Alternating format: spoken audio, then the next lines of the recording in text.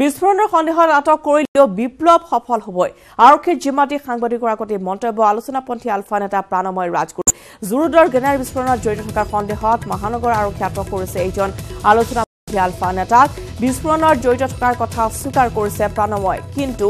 আলফাই অব্যাহত ৰখা বিপ্লৱ সফল হ'বই বুলি তেওঁ মন্তব্য কৰিছে সংবাদ মাধ্যমৰ আগত ক'বলৈ একো নাই বিপ্লৱ সফল হ'বই এটো স্বাভাৱিক প্ৰক্ৰিয়া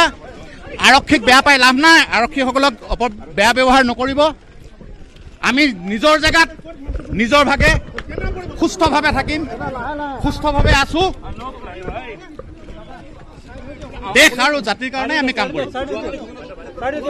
মই জড়িত নহয় মহিলাগৰাকী মোৰ আত্মীয় সংঘাত যেতিয়ালৈকে শেষ নহয় ৰাজনৈতিক সমস্যা যেতিয়ালৈকে সমাধান নহয় এনেকুৱা ঘটনা ঘটাই থাকিব আৰু ইফালে নিজৰ ভাড়া 40 কিলোগ্ৰাম বিস্ফোৰক সামগ্ৰী উদ্ধাৰ কৰাৰ পিছতো কিন্তু জুৰুত বিস্ফোৰণৰ কথা বাৰম্বাৰ অস্বীকাৰ কৰিলে জাহ্নবী শইকীয়াই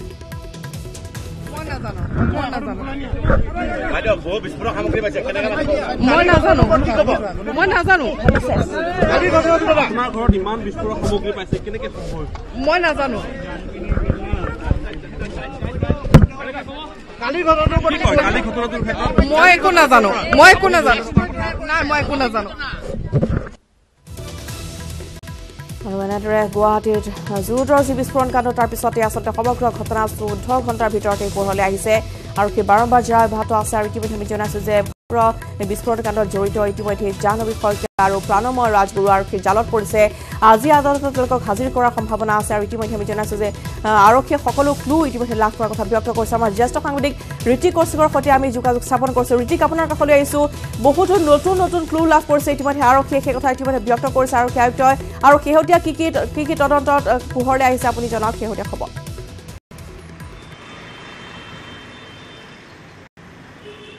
ৰশ্মিতা ইতিমধ্যে আপুনি উল্লেখ কৰিছে যে প্ৰাণময় ৰাজগুৰু আৰু জাহ্নবী শইকীয়াই এই কথা অস্বীকাৰ কৰিছে যে এই বিস্ফোৰণত তেওঁলোকে জড়িত আছে কিন্তু আৰক্ষীৰ ফালৰ পৰা এইটো স্পষ্ট কৰি দিয়া হৈছে যে এই গোটেই বিস্ফোৰণৰ মাষ্টাৰ মাইণ্ড তেওঁলোক আছিল আৰু ইতিমধ্যে আৰক্ষীয়ে কালি এটা কথা স্পষ্ট কৰিছে যে যিজন যুৱকে এই গ্ৰেনেডটো দলিয়াইছিল সেই যুৱকজনো তেওঁলোকে চিনাক্ত কৰিছে তেওঁৰ ফটো সংগ্ৰহ কৰিছে ইতিমধ্যে তেওঁৰ আৰু আন যাৱতীয় যি তথ্য সেই তথ্য আৰক্ষীৰ ওচৰত আছে হয়তো আৰক্ষীয়ে অভিযান চলাই আছে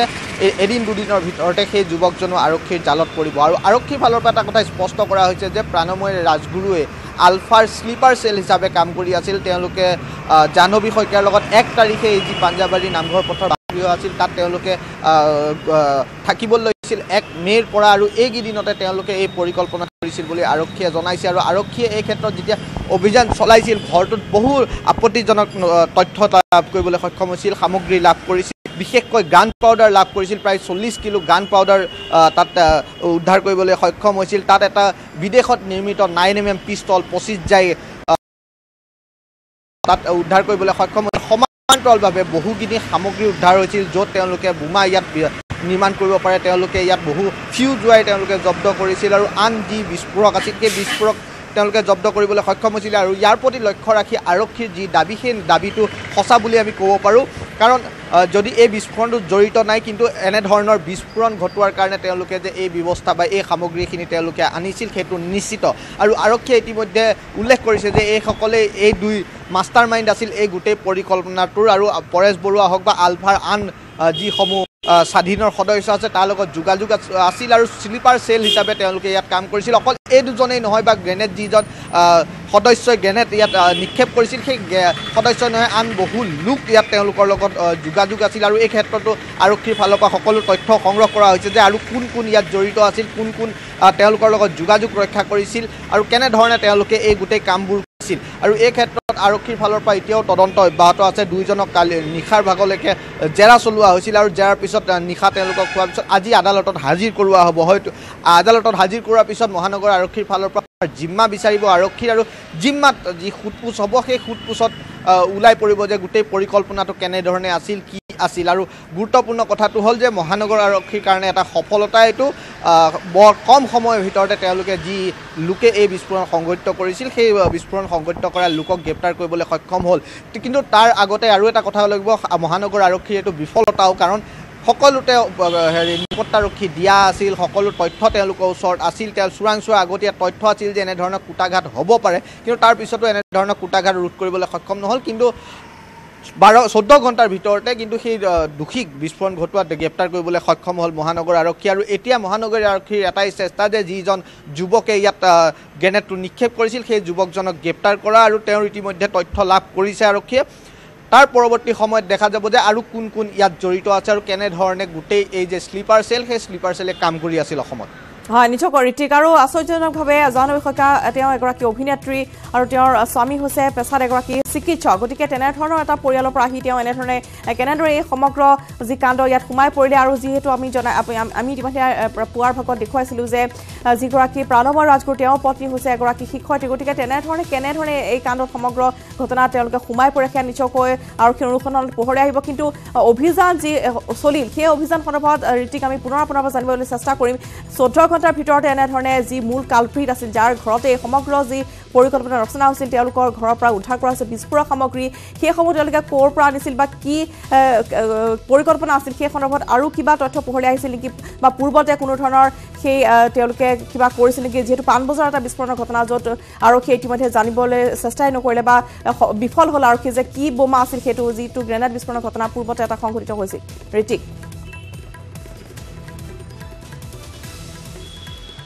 নিশ্চিতভাৱে গুৰুত্বপূৰ্ণ কথাটো এইটোৱে হ'ল যে এই লোকসকলে ইমান বিস্ফোৰক তেওঁলোকৰ ঘৰত তেওঁলোকৰ পৰা জব্দ কৰিবলৈ সক্ষম হ'ল এতিয়া আৰক্ষীক আমি কালি সুধিছিলোঁ আৰক্ষী আয়ুক্তক যে এওঁলোকে আৰু কি তথ্য লাভ কৰিছে তেওঁ পূৰ্বতে এনেকুৱা ধৰণৰ ঘটনাত জড়িত আছে নেকি কিন্তু আৰক্ষীৰ ফালৰ পৰা কোৱা হৈছিল যে তেওঁলোকক এতিয়াও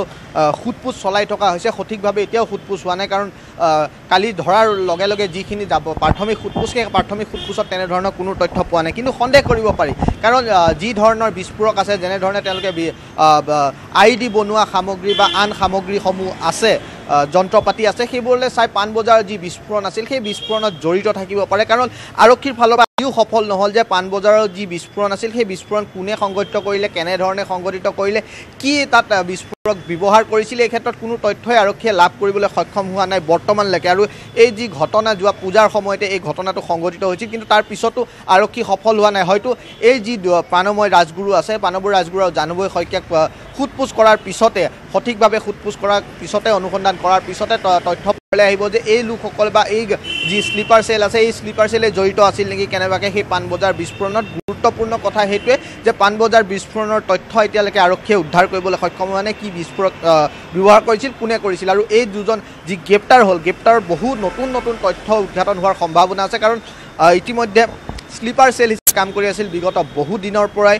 আৰু আৰক্ষীৰ ফালৰ পৰা কোৱা হৈছে যে প্ৰাণময় ৰাজগুৰু 1986 চনতে তেওঁ আলফাত যোগদান কৰিছিল আৰু দীৰ্ঘ সময় তেওঁ আলফাৰ লগত জড়িত আছিল তাৰপিছত তেওঁ আলোচনাৰ কাৰণে তেওঁ ওলাই আহিছিল কিন্তু ওলাই আহিও তেওঁ এনেধৰণৰ যি কাৰ্যকলাপ সেই কাৰ্যকলাপৰ লগত জড়িতই আছিল তেওঁ ভিতৰে যি আলফা স্বাধীনৰ লগত তেওঁলোকে জড়িত আছিল তেওঁলোকে সঘনে যোগাযোগ আছিল আৰু তেওঁ সেই তাৰ কাৰণে স্লিপাৰ সেল হৈ তেওঁ কাম কৰি আছিল বুলি জনাইছে হয়তো আৰক্ষীৰ যি তদন্ত বা আজি জিম্মাত পোৱাৰ পিছত যি সোধপোছ হ'ব যেনেধৰণে অনুসন্ধান হ'ব তাত পোহৰলৈ আহিব যে পাণবজাৰৰ বিস্ফোৰণটো ইয়াত জড়িত আছে নেকি নিশ্চয় ঋতিক ধন্যবাদ জনাইছোঁ এইখিনি তথ্য আপুনি জনাৰ বাবে আৰু আৰক্ষীৰ তদন্তত পোহৰলৈ আহিব প্ৰাণময় ৰাজগুৰু বা জাহ্নবী শইকীয়া পাণবজাৰ বিস্ফোৰণৰ সৈতে তেওঁলোকৰ হাত আছিল নেকি বা জড়িত আছিল নেকি আৰু আজি আদালতত হাজিৰ কৰাৰ সম্ভাৱনা আৰু আজিয়েই আৰক্ষীৰ জিম্মাত ল'ব দুয়োকে